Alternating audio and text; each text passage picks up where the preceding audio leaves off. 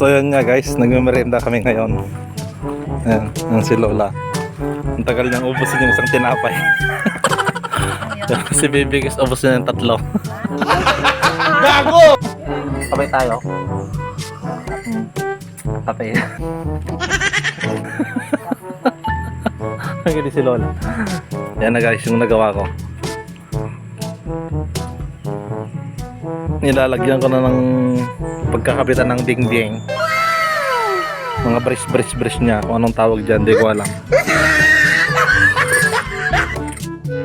So yun nga guys, hapon na naman at tayo magliligpit na ng mga gamit.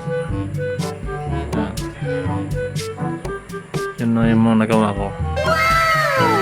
Dito pala banda yung ano, yung gagang yung ano, loft bed. Dito siya banda, tapos dito yung magiging salas o kusina. At bukas na lang ulit guys, update ko na lang kayo ulit. Bye bye.